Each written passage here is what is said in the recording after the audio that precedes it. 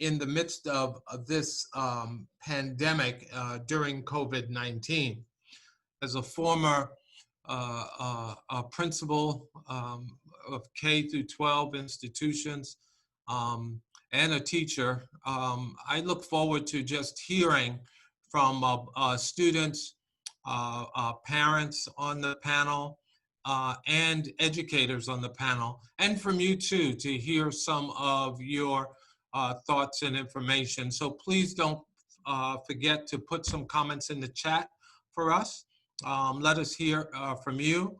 We've developed some resources that we'll talk about at the end of our webinar. So we have some resources just in case you want to learn some more about how you can help. We've got them from a variety of spaces around, and we need some of your resources. So if you have some resources, please put them in the chat. If you have links to them, I would appreciate it. We're going to go to about 5 o'clock, and from 5 to 5:30, like we did last week, we're going to have open mic. So there are questions that you might want to ask. We ask you to hang around from 5 to 5:30 for open mic time, so you can ask some questions.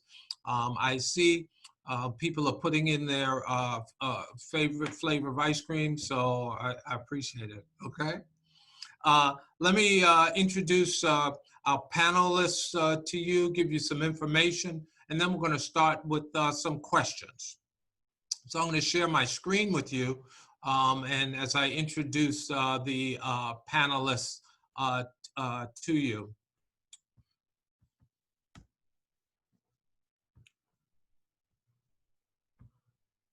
There you go. All right.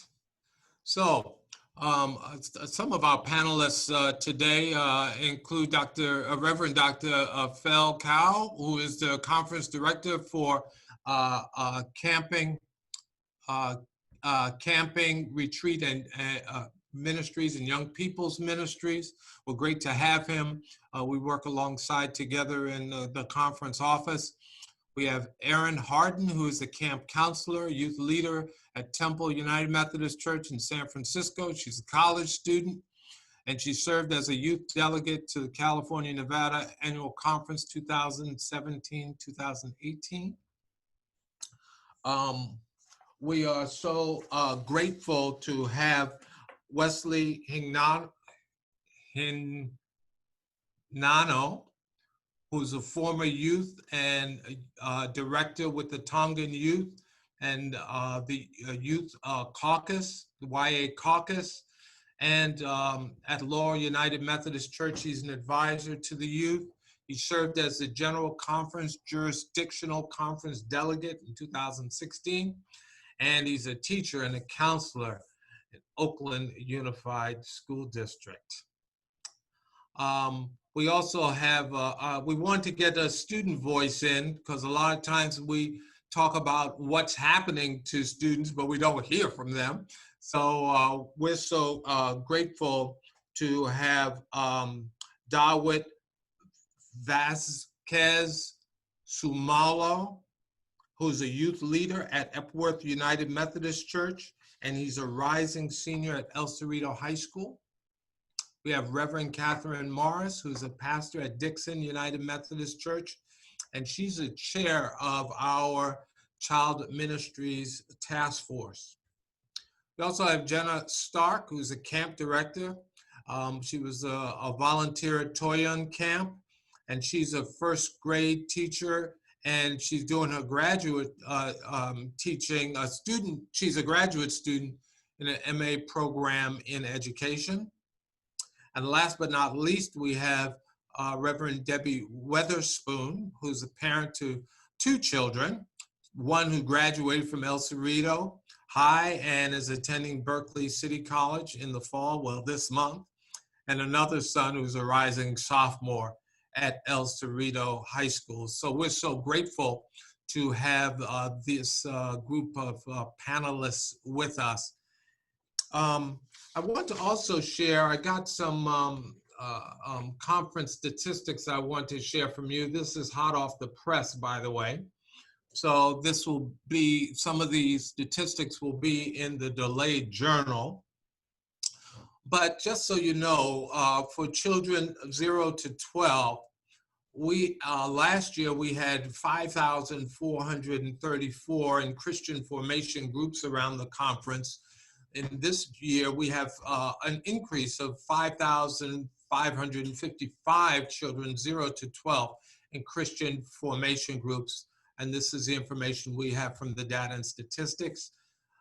In our conference in youth ages 13 to 18, we had 3,134 last year, 2,922 this year.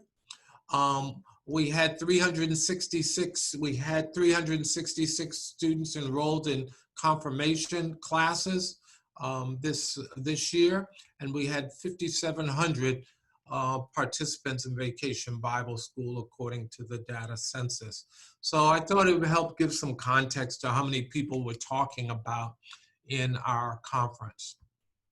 So I have some questions that I want to ask some of our panelists today, and welcome everybody. First, I want to ask Wesley and Jenna, what is one thing that you would want people to know about your role and work during this pandemic as educators, and how can we support you and your work with students and parents? I'll have maybe Jenna go first, and then Wesley, if you can answer that question second, and I know you have a slide deck that you want to show us. So Jenna, what's one thing that you'd want people to know about your role and work during this pandemic, and how can we support you and your work with students and with parents?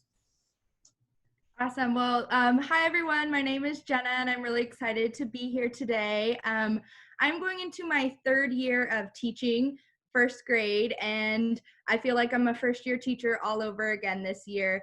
One really important thing to remember is that educators are learning everything along with parents and students. We are taking all the training and all the preparation we've ever had and putting it out into the virtual world. So every year I like to pick a word for the school year to kind of focus myself upon. And this year I've decided to focus on the word grace.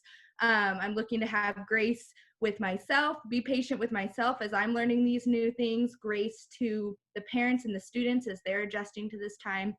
Another important thing to remember is I've seen a lot of negativity in the media and just kind of out there in the world right now regarding the education that was given to students at the end of the school year last year as compared to what we are giving and providing for students this year. So last year when we were thrown into distance learning, most teachers were given a day's notice. I know that I left work that Friday thinking I was coming back Monday, and then getting an email over the weekend that we weren't coming back, and all we were able to do was use whatever we took home with us that Friday to best, provide education to our students. And so teachers have been spending their summers preparing and getting things ready. I think I've worked more this summer than I have any other summer to be able to provide high quality education to all of our students. And so I just hope that everyone will have grace with one another as we're navigating kind of this world right now and this time in education. Thanks, Jenna. And Wesley, as an educator and as a counselor in the Oakland Unified, what are some, if you were to answer that question, what is one thing that you'd want people to know about your role and work during this pandemic? And how can we support you in your work with students and parents? Sure. Thank you guys so much for having me. I bring you the big what's up, what's happening from Oakland, California, also known as Ohlone land. And so I just want to acknowledge the indigenous people on the land that I'm standing on right now. So I'm currently a case manager at Oakland High School. I support students in every aspect of their life, being successful in the district. I'm chair of the education committee at Lower UMC, and I'm also a doctoral student at San Francisco State University. And so when I had this opportunity, I talked to several of my friends and I asked them, what are some things you want parents and families to know? Give me a one-liner. Don't give me a paragraph. Don't send me to a website, give me a one-liner on how you're feeling about the school year and what's going on. So I'm gonna share like the top 3. A 4th grade teacher told me, I love my students and want them to know that I am here to walk them hand in hand in this process, whatever that may look like, right? A high school teacher told me, I'm just as nervous, excited, heartbroken, and sad about this school year as my students are. And then somebody at the district level said, we are doing our best to make sure that we can continue to provide the best education a student can get online and in person. And so going back to the question, what is one thing that you want people to know about your role in your work during this pandemic?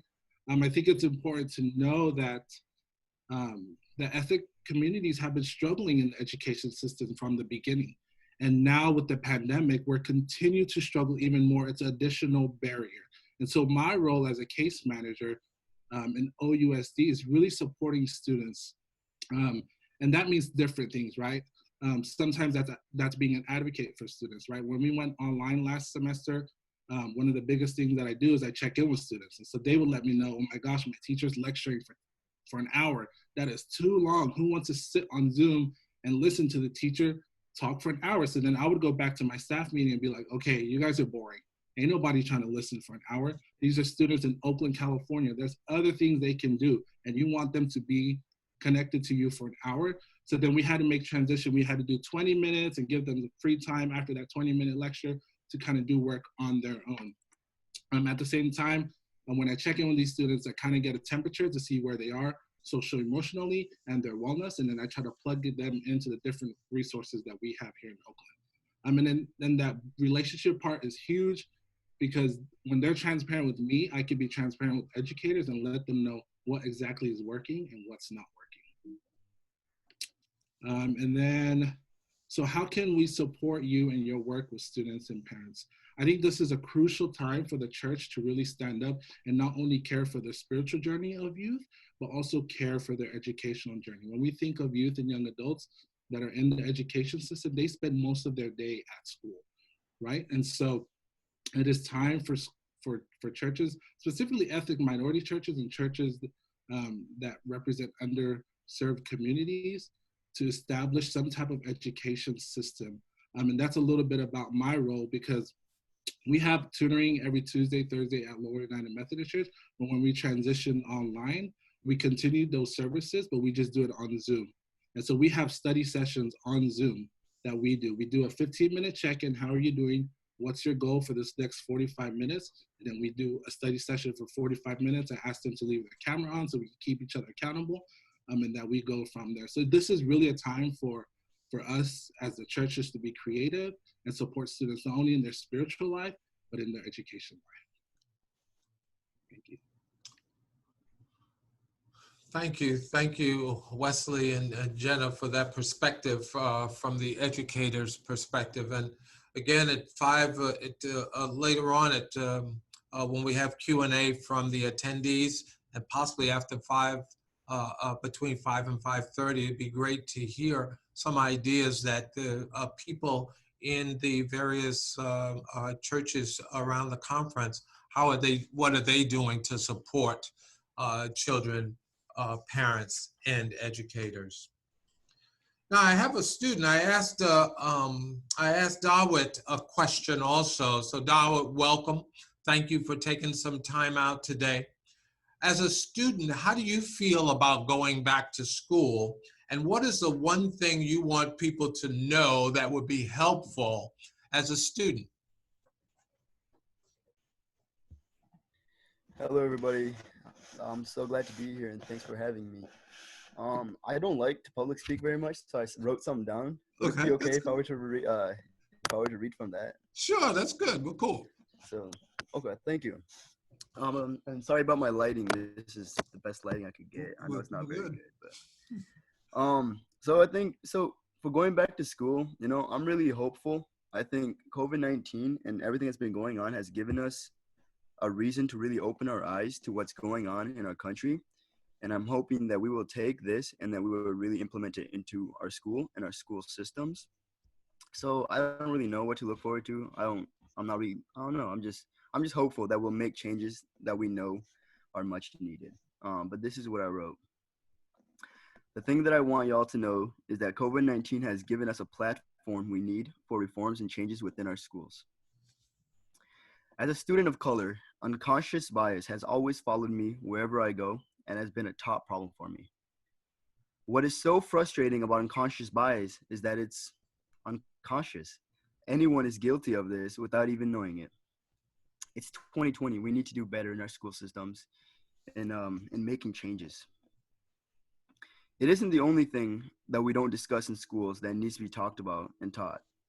We have enough time in history class to talk about all things Europe and how Spain conquered much of North, Central, and South America, but we can't find time to talk about racism, consent, and what sexual assault and harassment looks like. We don't have ethnic studies, which is obviously something really important. We're not all white. Our education system is so messed up in so many ways that needs to have a drastic change. But nobody is willing to make this huge change because so many of us fear change. As horrible as COVID-19 is, it could be the thing that helps us with this change that we need. Now that we have to completely alter the way that students learn and that teachers teach, it has given us a platform to change our educational system. The huge cry out from the Black community in the US in the last few months should fuel us into creating reforms and changes within our schools as well. We have a chance to create them. We have to create the changes we are always talking about. And I'm hearing this so much everywhere I go, is people are always talking about the changes that we need to create, but when it really gets down to it, nobody really does anything. And I think COVID-19, like I said, this is students right now. We have to change the way that we completely teach our students. And so this should give us space to like add in ethnic studies, to add in things that we haven't in the past that we're always talking about that we need. That has been my job. It's been pushing I'm a student representative on the district board at WCUSD. So I've been pushing the board to create changes that they keep talking about, but they never actually implement or do anything about. So I'm hoping that's the one thing, is that COVID-19 is really giving us a platform that we can use for change. And I hope that we really do use it. Thank you. Good. Hey, Howard, thank you. And I think it's so important to hear your voice and for others to hear. This is, we're hoping that this is what students are thinking about. And how do we address it, not only in our educational institutions, but as congregations that are serving students? How are we addressing some of these challenges that are front and center for our students? So Dawood, I appreciate you saying it. I appreciate you expressing it, because this is what you're a rising senior, and this is what our students are thinking and are working through, in addition to learning whatever they need to get through to graduate, right? They need to deal with that. So I appreciate you saying it and being courageous. And I'm hoping that through this webinar, there would be teasers to talk through. And I told the panel, I asked them a question at the end about that very thing. So we need to get at that. But thank you so much. Debbie, Reverend Weatherspoon, I have a question for you. Now you had one child graduate in the middle of a pandemic, graduate from high school, and you have someone who finished their freshman year in the midst of this pandemic and is going on into their sophomore year. So a question for you, how do you parent in this pandemic? And have you found anything challenging? And you know, there was a shift between what was going on as we found out about the pandemic in March, and now we have a little time, you know, to adjust. But now that you know possibly what to do, what would you do differently as your son starts, well, as your children start school in the fall? Well, the older one's an adult now, so he'll be all right. But still, I think the fact that we'll have two in the house taking their classes online, Hopefully the fact that we'll have someone taking college classes will kind of help influence the high school class. But I should have said I'm grateful to be here. We're part of the same school as Dawit is, and we're so grateful that he's a student representative to our school board. And when this hit, as the way Jenna described it in the spring, we just kind of had a timeout. And as we talked about preparing for this, so for seniors, at least my son said he finished in March because he really didn't do too much more after that. But the younger ones kept working, and so my heart really goes out for anyone who's starting a new school this year with this, because it was tough that it was his first year of high school, but at least he had a semester that he had gotten used to. I can't imagine being a freshman or a new student in a new community starting out like that. So that's where my heart is in empathy. So I do have one who's starting college, and that's a new experience. And I think the conference is planning to have a different conversation for college students. But I think most of what I learned is related to Jenna's word about grace. And that is the big thing into the social consciousness that Dawit offered, as well as Wesley. It's more about this opportunity to shape the character of our kids, really. This is about compassion and empathy about a pandemic. And we, in our particular case, we're not suffering the way so many other people are. And we need to hold that in our awareness that when we have access, I mean, this is always true, of course, but this raises it up in a new way. And it's not going to be about grades. It's going to be about, did you show up? Were you able to be present, fully present? Not that I'm in bed and I'm, so we're going to have to work on some good behavior there, because we don't know how long this is going to last, or what kind of form of it might be in the future. Mm-hmm. And I think the fact that we can kind of connect it with, this could be what college is like, and it's a lot about your own self-discipline. So for me as a parent of a high schooler, that'll be a lot of that. That's going to be helping with cultivating that kind of your own self-discipline and character development. If my kids were at a key level where, I mean, my son fancies himself a basketball player, as some of you know, and I'm glad it's not his junior year, because, he has a good attitude. He just said, well, looks like I'm going right from freshman to varsity, so I have to really work out at home. So I said, okay. So attitude has a lot to do with it too, and just kind of go it. I thought your word was going to be flexibility, Jenna, but I think somewhere between flexibility and grace is how we're going to have to navigate that. And then of course our faith, keep that solid.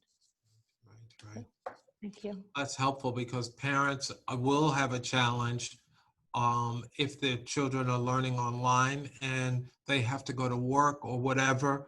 I think there is going to be a challenge. And how do you continue to be present? Fully present, during this time. So thank you for sharing.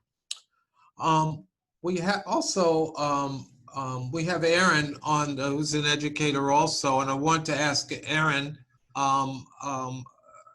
you mentioned, as we talked before, Aaron, that your parents homeschooled. So what I want to ask you a question. What would helpful follow-up look like for students? Your siblings are homeschooled. A lot of parents, but your siblings are homeschooled intentionally. A lot of parents nowadays are forced into a homeschooling situation. A lot of them are not trained to do it and don't like doing it necessarily. What are some tips that you have for that, and what's some helpful follow-up for students? What would that look like? Okay, hi everyone. I think to address the homeschooling, some tips that I would have is to be confident in your ability as a parent. Like, you have gifts that God has given you, and you're the perfect parent for your child. And like, homeschooling works. Like, I made it to college. Like, you're going to be okay. Just to know that you're capable of that. And then your child is also capable of that. So they're capable of learning on their own. And I think, like, you do need to be there to support them in that. But trust yourself, trust your child. That's a helpful place to start. And I think for church leaders, something helpful about just having your ministry and your resources visible for your community is maybe mention that in your online services right away. Have that up on your website homepages so it's easy to find, and work on your follow-up communication. That would be helpful. If you had a team for that, just to like reach out to individual families if you could. Good. That's very, very helpful. You were homeschooled. I mean, and you have siblings that are going through. How was it for them at the end of this during the COVID-19? How was it for them? What changed for them? Something that I observed in my siblings is that they pushed through anyway with their Zoom classes. I know I've heard of some other homeschool families that just kind of gave up around this time, but they pushed through for Zoom. Like, the lack of structure by this whole thing made it a little bit harder for them, but just being intentional about like reaching out and keeping in touch with their friends, I think is what really helped us. Good. Thanks, Aaron, for your input on that. And I saw a question from Ann Schlesinger and to Wesley. So we'll get at that as soon as we get in the Q&A.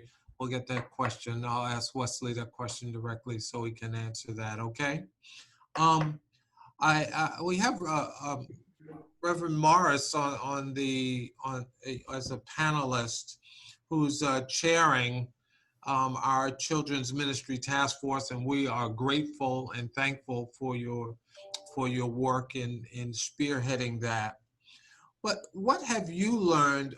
Question for you: what have you learned about ministry to children during this pandemic, and what might churches do to support children, parents, and educators as they re-enter school?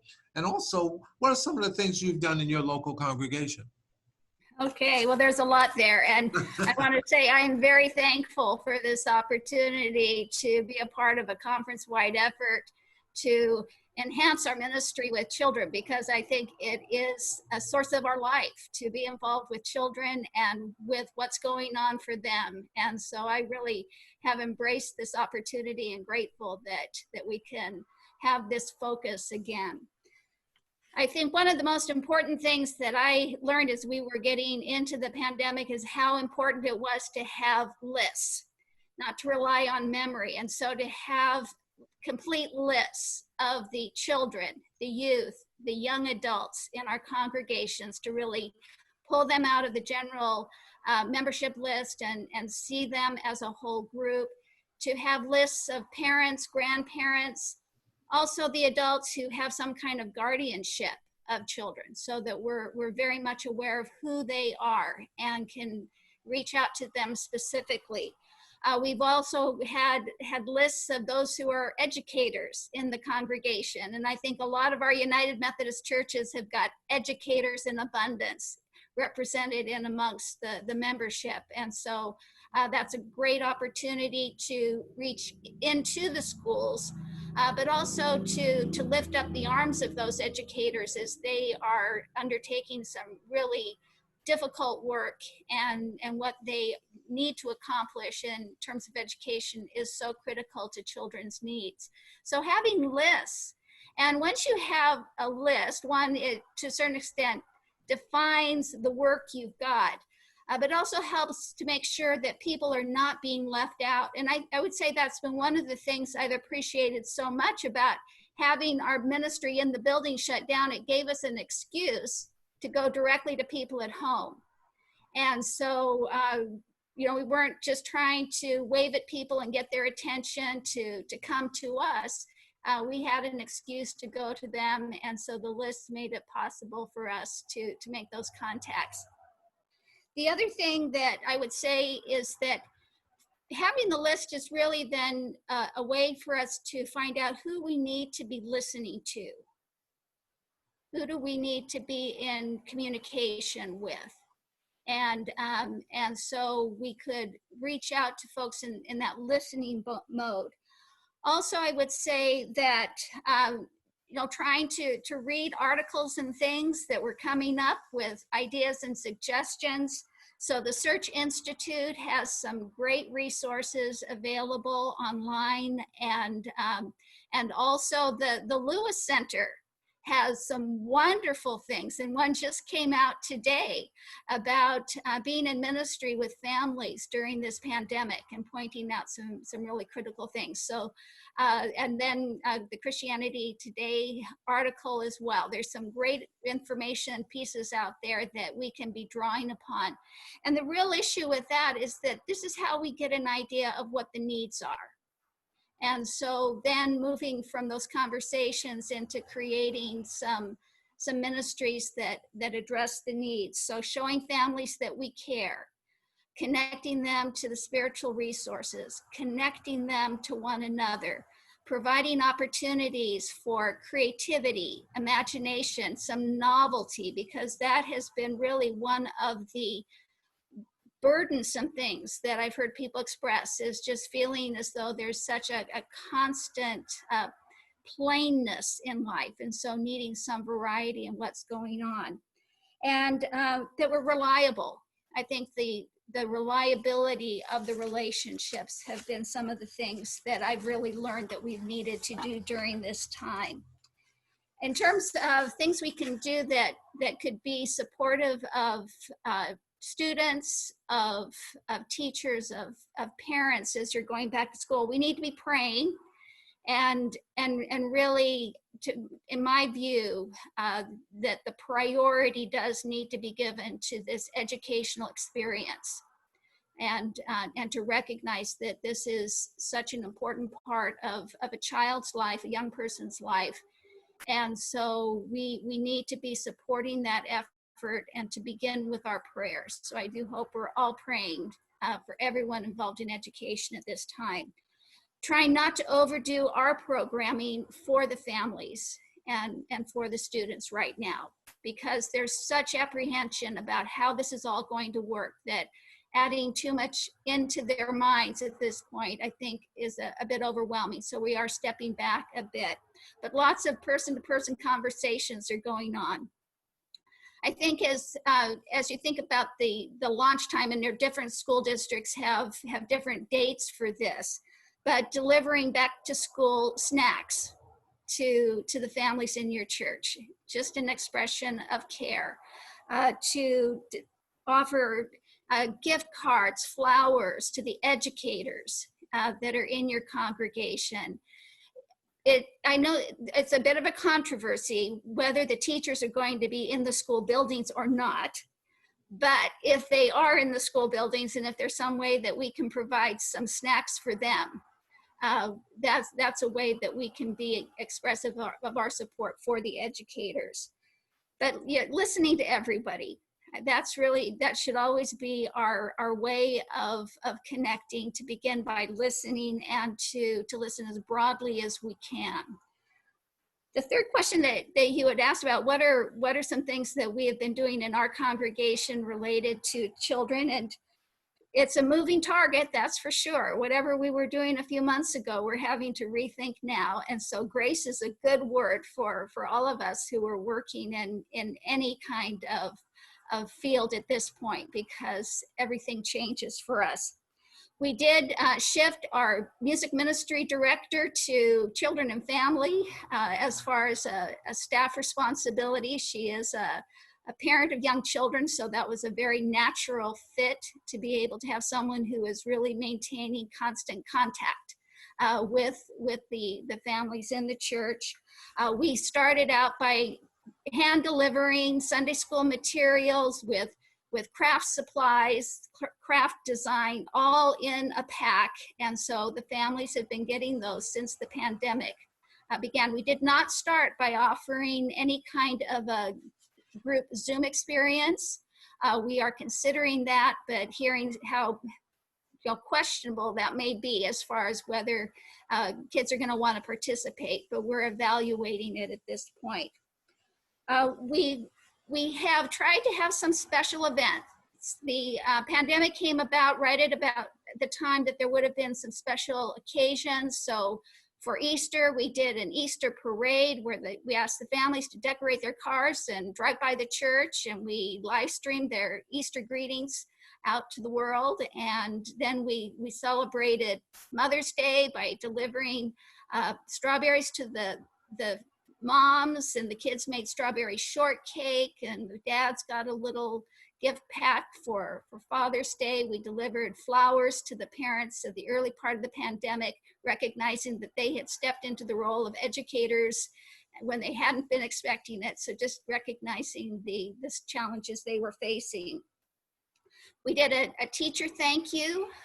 We did, the United Methodist Women delivered some gifts to the teachers in the congregation. We had our children, our children did thank you video for the teachers that we shared, and even shared that with the school district. And we also did a video with Mother's Day and Father's Day greetings from the kids. So using that media as a way of engaging children and expressing appreciation. So for our high school graduates, we decorated their doors and came by and gave them a little presentation, and something that we're getting ready for now, we're calling a Teddy Bear's Picnic.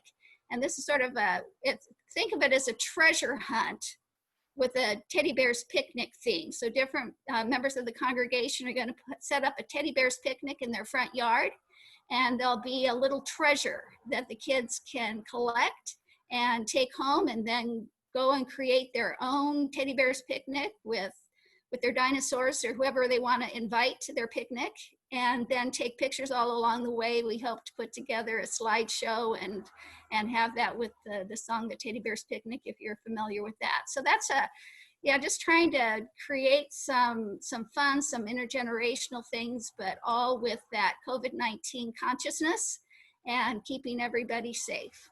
So that's what I've got.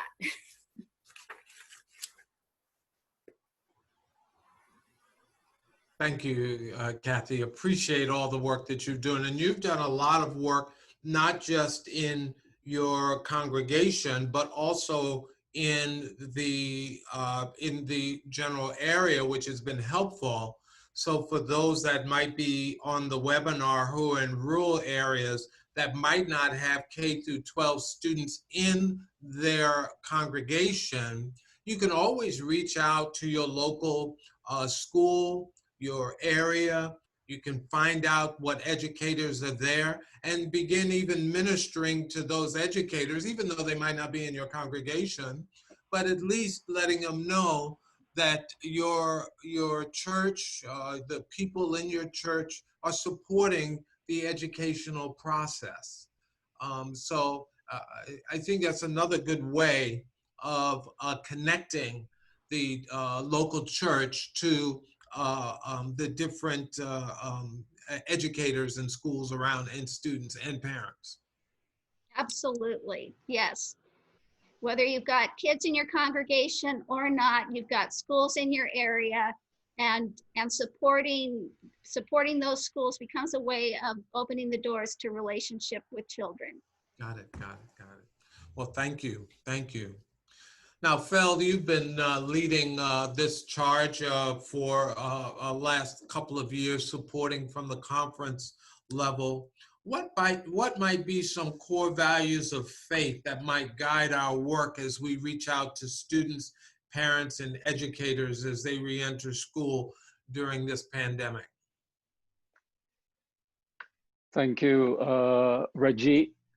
And as a first generation Filipino American and immigrant, we learned how to address those in education as Dr.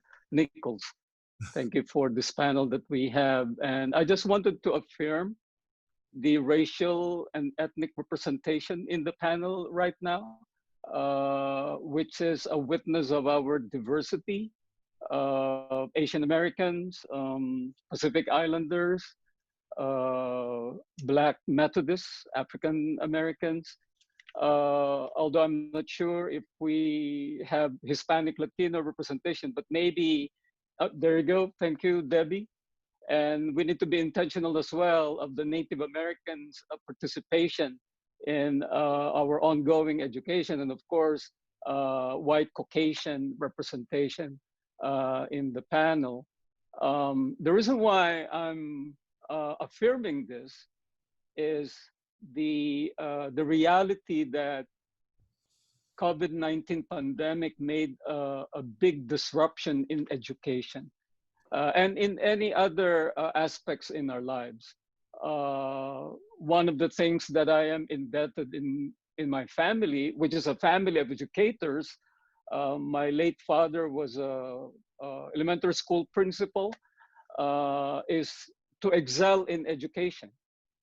And I'm so glad to hear from Janet that she will be entering graduate school. And Wesley, I've seen you, grow when you graduated from undergraduate, when you did your master's program, and now you are in the doctoral program as a pastor's kid. I think I, as a pastor, clergy, and parent, we're so glad to see how our children are working so hard to excel in education. And let me just challenge and invite you that for me, I believe that the main purpose of education, whether in public schools, private schools, and homeschooling, is to produce children that will become model citizens of this land, to produce model citizens who have migrated here in this country, and to produce students that will embrace living in community rather than individualism. And that is why the core values of faith is so important as we move forward in dealing with the disruption of education. And Jenna shared a word earlier about grace, and Debbie mentioned about flexibility. And the word that is really rooted from the core values of faith that I wanted to affirm this afternoon is other-orientedness. Education is about other-orientedness, and this is nothing new under the sun. The core values of the quadrilateral teaching that John Wesley passed on to us. And you can say it with me: scripture, tradition, reason, and experience. I've read one time that Christian education through Sunday school is the gold mine of the church. And thank you for sharing with us the statistics that there were 366 children that participated in confirmation class, tutoring, small groups. In the webinar we had more than a month ago, small group participants have increased in a virtual way. And so parents and teachers, you are the Christian educators at homes right now. And we are finding Christian education as part of scripture in the quadrilateral as very important. And look at the twin parables of the treasure found in the field and the most beautiful pearl that one found and sold everything in order to purchase that wonderful pearl. It's about wisdom and decision making. And so in education, decision making is a fulfillment in the lives of the community. So scripture, reason, tradition, experience, what is happening now in our communities and churches through grace are acts of piety. Pastors are working so hard in putting up creative ways of online worship, Sunday school, Holy Communion, prayer, and then acts of mercy, the work of social justice, advocacy, taking the side with those who have been discriminated and marginalized, just as Dawit and Aaron and other young people who are saying we're taking the sides with Black Lives Matter. And so that's part of the quadrilateral. Another thing is when we think about the reopening of schools and yet we follow the directives of the CDC and the state, we help our children to become the voices of prophetic voices. Science and scriptures must complement each other.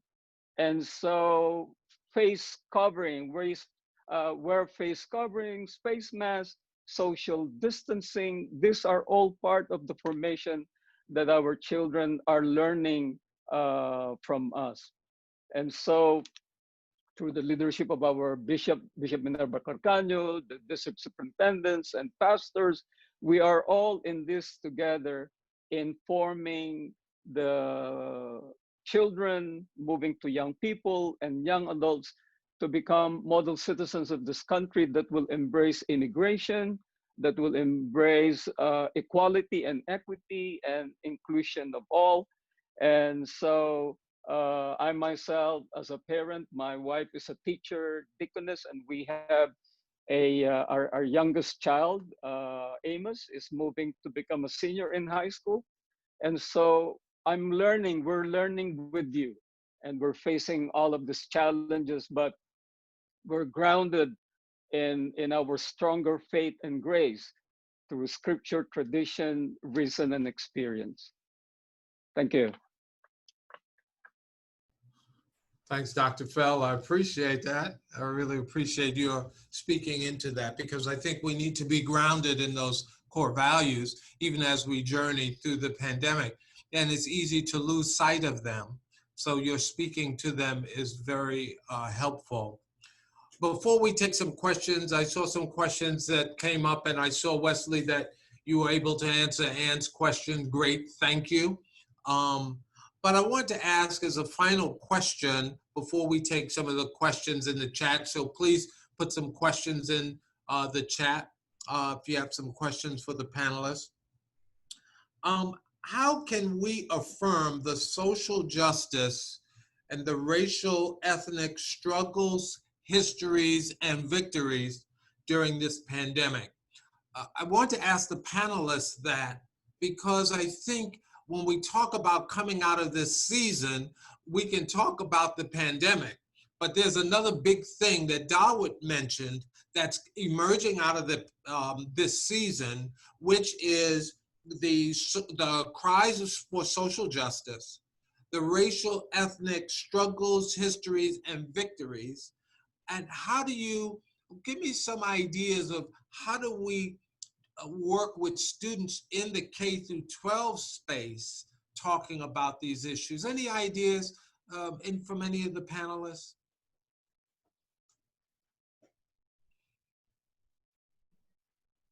Well, I know Dawood's still on, but I don't know if you can bring your video back, but I'd just like to affirm the work that Dawood has helped locally with the Youth Solidarity organization, and that has really, he's created a good place where I know both of our boys and our family have appreciated. Dawood, is that okay? I called you out to talk about that? Yeah, could you talk about that, Dawood? Of course, I'd be down to do that. So when for the Black Lives Matter thing a few months ago, when it all really started after George Floyd's death, I went to a huge protest in Oakland that was led by students at Oakland Tech.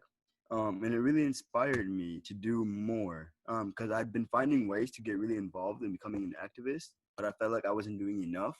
And so I'm like, okay, I'll just shoot my shot. So I gathered a bunch of kids that I saw on social media who had been active on this topic. And like, I didn't know most of these people. And I'm like, yo, let's make a group and let's lead a protest. And we wanted to do it while everything was really hot and warm and everybody was being really active. So I said, okay, let's do it in a week. So we got together every day for the next few days and we got it ready and we led it in literally just a week. We asked for donations for water and other supplies that we would need.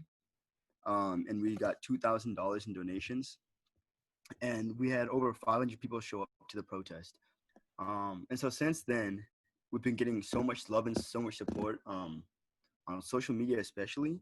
That we've been doing a lot of our activism on there, trying to like have people just think about this topic. Obviously, I think obviously we need to talk about it first so people can understand it. So that's what we've been doing for a lot of it. We've been doing a few other activities as well that when people sometimes ask us to come interview us or talk to us, we'll show up to those. We've got a few other things. We're about to lead a town hall coming up soon. We did a mural in El Cerrito. We saw there was some in Richmond that we helped with. So we just wanted to bring it to El Cerrito because we go to El Cerrito High School, most of us in YSP. But yeah, I think it's so amazing because it's a really diverse group of people, and it really just shows our dedication to this into this work, because we've been putting in so many hours and time into it, and it's really paid off. It's probably one of the greatest experiences I've ever had in my life. I'm just putting this group together and just working with everybody. It's really amazing, and I think the biggest issue with all of this, or with like student leaders, is that so many students just don't realize that they have a voice and that their voice matters and that people will listen to them and that they can create change. And so once you tell them that they really can, and once that they see other students leading as well, I think it really helps other students want to make a change, because I think there's so many students out there who do want to make a change, they just don't know how to. And so a lot of what we're trying to do is trying to inspire other youth to get active, to make change, because ultimately everybody else is going to leave this earth and we'll still be around, and it'll be up to us to make the difference. And I think it's important that we start young. So that's what we're trying to do. Cool. And they all wear their masks so that they will be around. And Dawood, where the first protest that you did started at what church? Yeah, for surely. It's definitely, yeah, I mean, it started your guys' church. I'm so At thankful. Easter Hill in Richmond, and then they went to Richmond City Hall. It's Yes, amazing. and I got so much support from your family, and I really appreciate that. So thank you to the Weatherspoons for all your help and support. Well, I just wanted to tie the faith representation with for the webinar. Gotcha. Yeah. Gotcha. Yeah, it was the perfect place to start as well. It was the perfect length of where we needed to march. So thank you for that. It was definitely a great connection to have as well. It's very helpful, Darwood, because I think one of the things is, as we look at students in the K-12 space entering in school, it's not just about the COVID, which is important, but they're entering a new space and time with what Phil said is this other orientedness. And how do you couch that in faith, in the faith traditions that we have, and how do you make meaning of that? And young people are looking for some type of expression. How do you get that? How do you help people express some of those challenges and concerns in constructive and in ways that affirm the dignity and worth of the other? So I think that's very important, and I want to make sure that we put that out. We got a few minutes before we go to open mic, so I want to take a couple of questions. A question for Wesley and for Aaron. One of the panelists, one of the attendees asked, is your tutoring hours extended to other districts, especially for other churches that have PIs there? And for Aaron, for those who have elderly people at home, juggling home, professional life, school schedule, and children, how do we navigate that front, especially when the space is too small to share? As a university administrator, this was the problem. A lot of people went to school to get out of the house, but now they got to be in the house with everybody, and the house is small. So any wisdom, Wesley, about tutoring services extending And for Aaron or for anyone else that can answer that question, some ideas about how do you deal with the spaces when you are in confined spaces, in learning. Thank you to both for that question. When we had tutoring in person, we partnered with Holy Names University. So they would send us college students to be our tutors, which was open to the community and other churches and students, not only Pacific Islander students, but all students in OUSD. But since we transitioned online, it's only me and a few volunteers. And so we found that it's only really successful with about 7 or less students. If you get 7 or more, it becomes like a party. And so keeping it at low numbers is the best. Aaron, some thoughts about how to deal in small spaces, especially if you have multi-generational in small spaces? Yeah, I think something that would be helpful is maybe make a schedule that everybody is on the same page on, and just time block out a couple hours for different things. I think that would be helpful. Kind of to piggyback off of what Aaron's saying, I know that in my district and at my school, I've been telling my parents and my future students and other parents that I think it's so important to make the beginning of this school year just as exciting as any other school year. So one thing I've been encouraging families to do is set up a space. And I understand some houses are different and multi-generational, or have parents that are working from home and all that. So a lot of people are home right now. But if you can set up a dedicated space for your child, and even going to Target or Dollar Tree and maybe getting them some new school supplies or some cute, posters or something to make their space feel like it's meant for school. In addition to, I've, heard of parents still buying them a new outfit for the first day, or getting something to get them excited and kind of in the mood for school. And I think if you have that dedicated space for them, it will make them a lot more eager to learn and to participate in this new school year as well. The parents' attitude and families' attitude with this right now is really going to shape the students. So I think if you make it an exciting opportunity and an exciting and inviting learning space, then they'll be a lot more interested in it as well. Great. That's good input. There are a couple of things, one person has suggested some of our families have made space in other houses of those in their bubble for college students. So, the NBA has started this in the bubble. So enlarge your bubble, right? Get other people in your bubble, baby. That could help also. Hey, I know our time, our essential time is done. I want to give Tua a chance to make some announcements, but I would encourage you to put some information in the chat, some ideas and suggestions that you have done in your home, in your congregation, in your community. All these sessions are recorded, so if you don't catch it all, we'll have it recorded, and it'll be in our usual place, web links, so you can catch it at a later time. But I want to give Selby a chance to come on, and any announcements. And before she comes, just to let you know, we'll have open mic starting in a few minutes. So if your question wasn't asked, we'll have an opportunity to do that. And also next week, just to let you know as a teaser, we're going to be focused on caring for our college and university students through college campus ministries. And how do we do that?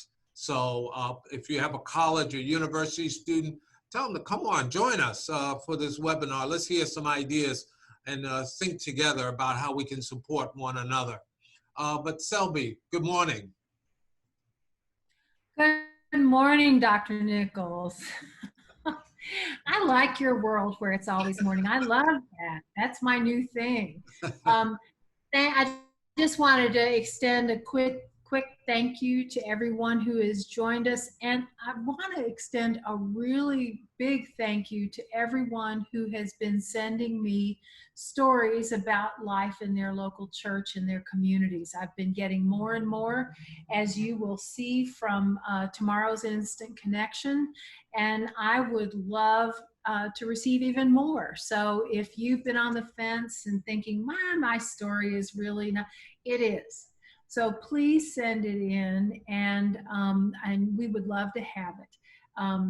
Thank you so much for attending, and we will be offering some new items soon, so keep your eyes open for those. And until then, I will pass it back to Reggie. All right, great. Great. We have some open mic time, so some questions. So thank you for those. Hang around with us for if you have some time for the next half hour for open mic. We're going to bring the mics up so that you can speak directly to the panelists. And if you want your face to be shown, you'll have an opportunity to show your face. Well, good. Okay. Some people don't want to do that, and we're okay with that. But if you do, let us see you.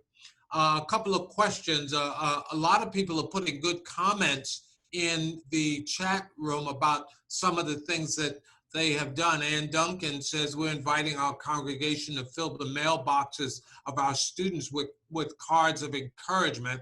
We're providing addresses, cards, stamps, and hoping each child from K through college will receive at least 10 cards. Teachers could be added to this as well. Great idea, Ann.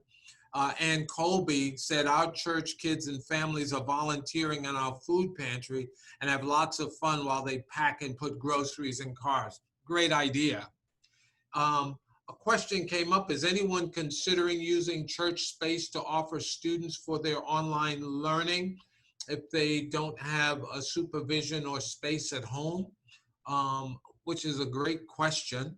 I'd love to hear if anybody is doing that type of thing. There's a great article that we're putting in the resource from Christianity Today about churches that are doing exactly that, opening up their churches during the week to provide space for students that might not have space at home. So it's something to think about. Another idea Susan mentioned is offering after-school small group recreation, safely distanced, of course, to offset the incredible amount of screen time. So that's something that has come up, yeah. And someone put, Selby, thank you. You said church buildings are closed. Yeah, so, yeah, so that's a challenge that might be able to be overcome outdoors, but maybe not indoors. So let's get some open mic time, see how many people we have. Some other people, we have some people, and some people have raised their hand. So Tua, thank you so much. Help me with the hand raising pieces so I can get the mics up. So Tua, I need your help. I know you're nearby. Hold on. All right, I think we got it. Let's see. We have, is it Corinne?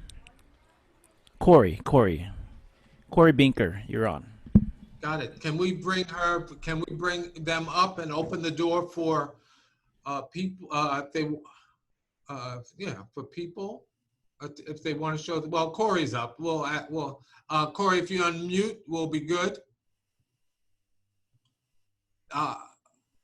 Did that work? Yeah, we're good, Corey. Yes. Okay. Okay, I had a question for Aaron. I was so busy listening, I forgot to write down what you said, that you thought that the churches could do to, was it on their website or something, to put out, to show that there were some places where there could be some help for the students at home? Yeah, what I said is it could be maybe either in the online service or easily accessible on the homepage, is just information about some of the ministries that you have and contact information. For the ministries that the church has that the young people could be a part of. Yes. Okay, great. Thank you very much. And thank you, everybody. It's been a wonderful time today. Great, great. Thank you, Corey. And Diane, you had a question for us? Diane? No, I don't think so. Oh, got it. Well, you're here, so I didn't know if you did or not. Sorry about that. That's good. Tua, did you have some others that raised their hand?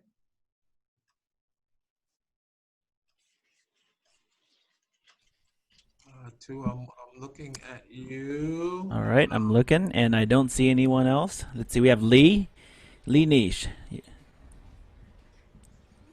You're on, Lee. Can you hear me? Yes, Lee. Yes. Hey, guys, thank you so much. This has been very helpful. I mean, I'll just say, thank God I've got 2 adult kids. So life isn't quite as crazy for me. Hey, I was really taken by DeWitt's presentation. What a wonderful young man. And I don't want to put anyone on the spot, but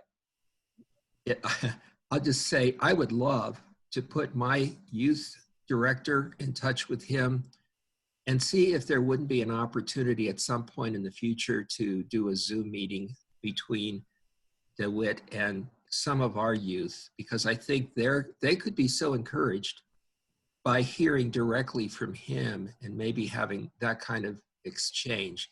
Is anything like that possible, or do you just want to politely say, we don't do that? Thank you. I think, Lee, I think we could. I mean, Phil, what do you think? I think that's an opportunity to bring some of the young people together across the conference to talk about these issues. What a great idea, Lee. Phil, do you have some thoughts? Yeah. Thank and you, Darwin, Reggie. I'm sorry, we just bypassed Darwin. That's so cool, right? Like, hey, Darwin. I'll give it right away to David, but I sent a chat message to David that I would love to connect and network with him. And what a good springboard from Lee. And thank you, Reggie. And I think from our office, this is the good thing about the conference, reaching out as a resource to local churches. So I would be more than happy to collaborate with you and with Wesley as well, with what he's doing at his church and with the Pacific Islanders or the Tongan Caucus. So I give it back to you, David. And for me, I'm a Filipino, but David is a Filipino word. I don't know if you have heard about it, but it's a beautiful name, and I can talk to you about the meaning of it from my language when we meet either Zoom or in person with social distancing. I would love to hear what it means in your language. I never knew that. It's really interesting. Wow.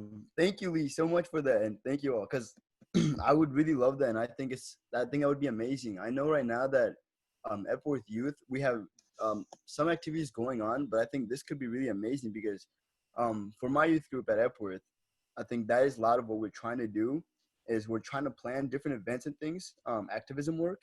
And I think this could be interesting because I know right now it's so hard to gather, obviously, that we need to do it online. So I think this could be amazing. It could be a way to bring a bunch of churches and the youth together if we can just talk with each other about it. Because, yeah, I think that would be amazing. And I think kind of like what Mrs. Weatherspoon said a little bit before, churches has been a way for me in the past and for now where I get a lot of my support and a lot of help.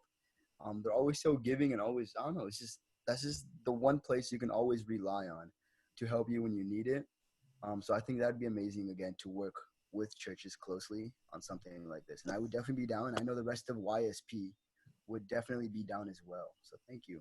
Thank you, Lee. Good. And we'll work with that. And Reverend Weatherspoon, I saw your comment with Michelle Pope, our conference lay leader. I know she's doing work. And so let's see how we can coordinate that work. But I think one of the goals is to make sure that the voices of our young people, because they are going to be, they're emerging in the leadership space, how do we collectively get their voices out and let them speak? So Lee, your question is absolutely great. We're going to see if we can do and put some things together. I saw a question, will the conference offer curriculum dealing with the trauma of this time? Very good question.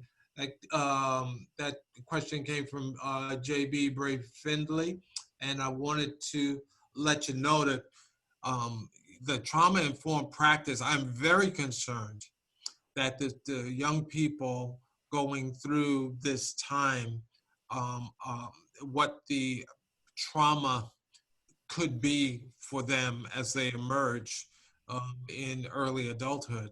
So I think that's a question, and we can look at some resources through various offices of the conference to see if we can find curriculum or create curriculum that could help congregations speak to how to mitigate the trauma of this time.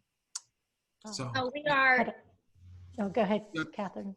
I just wanted to say one of the things that we're working on with the Children's Ministry Task Force, thanks to Selby's recommendation coming through FEL, that the United Methodist Women does have a curriculum that addresses dealing with feelings, learning that emotional intelligence part. And so that's one of the things that we are looking for the right resource and how best to offer that, because there really is a curriculum for children. So we need to train adults in how to work with that curriculum.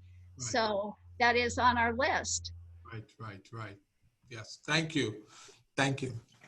I work, I'm a volunteer, faith outreach with the East Bay Moms Demand Action for Gun Sense in America, and the Students Demand Action group out of Berkeley High School shared with us how they do trauma-informed work, in particular around the impact of the drills that the students were having and what trauma that was triggered, and we had to watch our words, like the word trigger that I just used. So that's just another resource that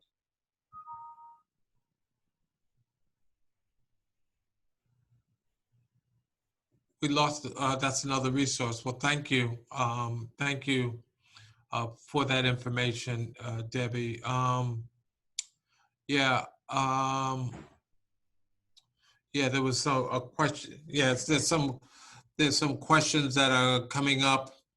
So Selby's answering some of the questions in the chat about things. Any other questions that are coming up from people that are attending that we can answer for you? I saw another hand that came up. Two, if you could help me with that. I saw another hand that was... Jola, you're on.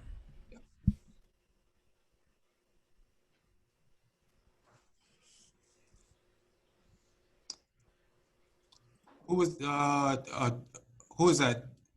Oh, yes. I think we had Jola Bortner. Yeah. Okay. Jola? So yes. Can you hear me? Yes, we can. Okay.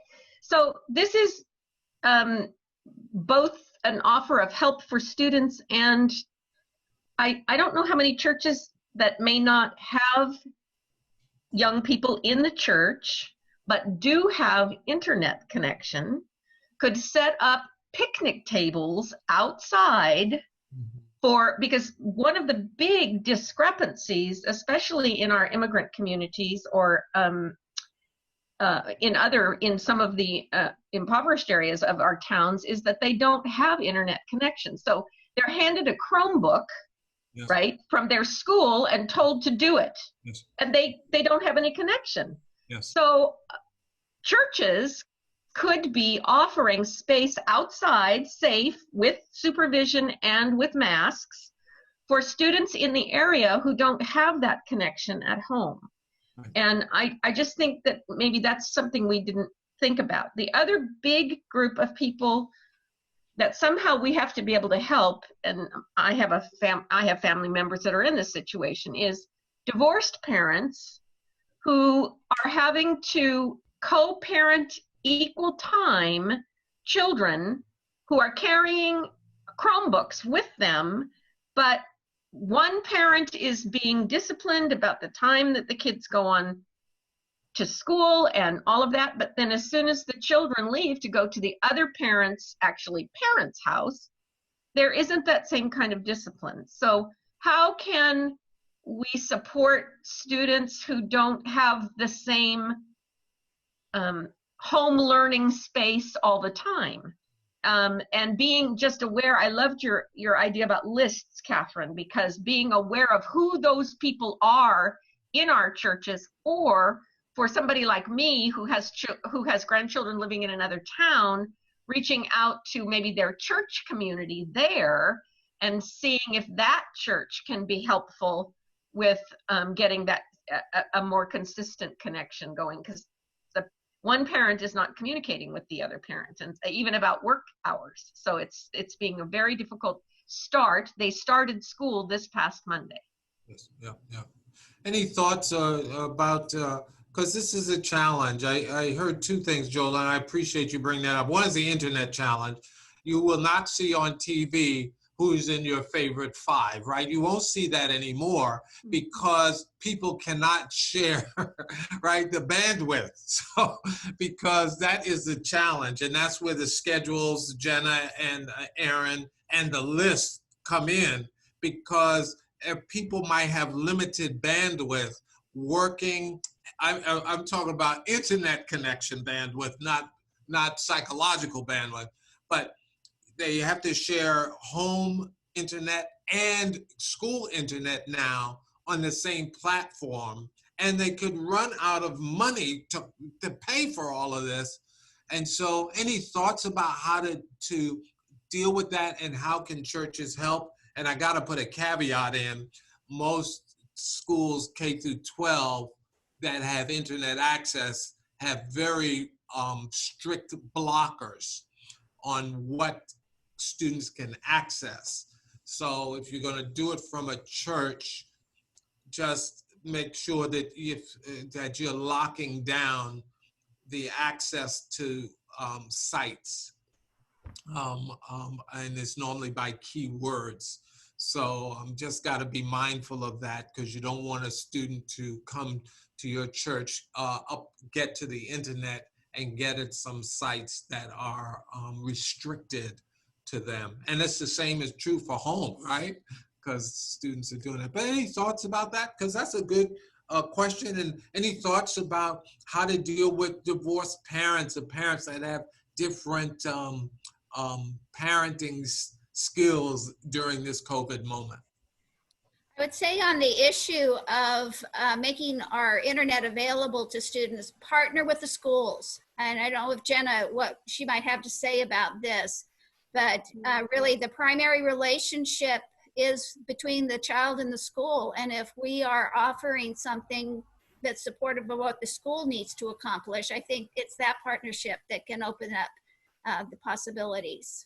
Good. Yeah, that's exactly what I was going to say. Also, a lot of school districts right now are offering free internet services of some sort to families. So I would encourage churches to reach out to their local school district and kind of get a better feel about what they're offering tech-wise and how they could support.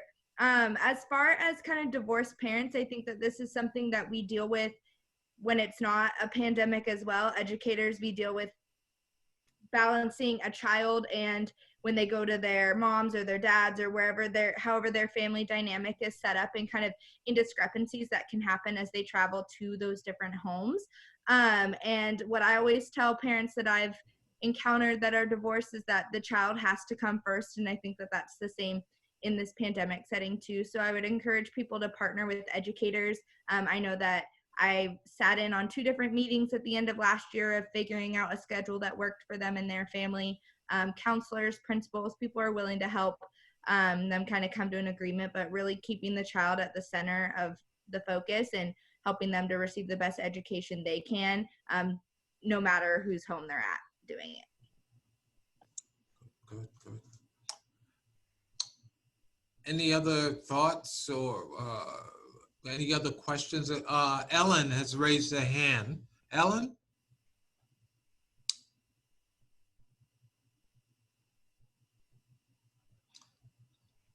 Ellen, welcome. You can unmute your mic. That'd be great. Ellen, the zone, you're Okay, on. yeah, okay. Hi, Yes. Ellen. Okay. Yeah, hi. I am a retired teacher and preschool director, and I'm a deaconess, and I'm just concerned about children with special needs. Ah, And, you know, I have those children when I was still working, and I'm right. just concerned that right now they are, you know, contained in a small space. Yes, yes. And they have a lot of issues of social behavior. Like I've noticed that a lot of the private schools, even with children with special needs, they provide them with so much worksheet, and Yes. which I think is not really helping them. So how can we deal with children, especially with, you know, special behavior? Ellen, you've been an educator for years. Some thoughts, some suggestions that you might have that you would want to share? I'm just not sure that it's virtual now. Right. Like how I think they need a lot of I'm not sure right now because I'm not teaching, but I just don't know how teachers are providing these children with special needs. Sure, How are they dealing with virtual classes? sure. Because they need a lot of movement, a lot of social, because it's I'm not sure. Yeah. And I was a special ed teacher with a deaf and hard of hearing, so I got you. Jenna and Wesley, some thoughts and ideas, and Aaron and Catherine, some thoughts and ideas. This is a big topic for those that have special needs. Some ideas? Yeah. I think that this is something that all educators are trying to wrap their mind around, is how do we provide education to all these various different types of learners. As far as special education, if you have a child that's in special education, all IEPs, which is something that a child with special needs would have to be followed and maintained during this new transition into learning. And so I know that our special education team is working really hard at finding ways to make engaging lessons and ways to help their special education students. And I think just like anytime, whether we're in the classroom or not, relationships come first, and building and establishing those relationships with those students so that they feel safe and ready to learn, as well as providing them with visuals and different modalities of learning to help best serve them. So I think it's a work in progress. I don't think any of us have the answer of what exactly we can do, but I think just partnering with your educators and best serving your child is all you can kind of do right now. Very Thank helpful. you. Thank you, Jenna. I saw 2 hands that went up. These will be the last 2 questions because I'm trying to be mindful of our time, and I really appreciate the participants, just the panel, just hanging with us. So I have 2 more people that came on. We have Susan Smith. Yeah, Susan, what's a question you might have for us? There we go. Yeah, Susan. Hi. I had to step away for just a minute, so I wanted to just double back and see if we had talked about how churches are considering providing Sunday school remotely, and like what is working and what isn't. Because I know what I was doing in crisis management last spring, I cannot logistically handle going forward. So I heard a couple comments about maybe Zoom and maybe this, and I'm just curious what people are. You can even just put it in the chat and I'll read it. Right. So any thoughts, Catherine or Debbie or Phil, about Sunday school, how people, even though we had a webinar 2 weeks ago on children's worship, but I didn't know whether you have any, answers to those questions. Catherine? You know, there certainly are quite a variety of ways I've been hearing churches are dealing with, I'm going to call it a faith formation small group experience. So whether it's a Sunday school, because it may not be happening on Sunday. But yeah, I think that for a number that are doing a Zoom or age group specific Zoom time. and others, that are doing hand delivery of items.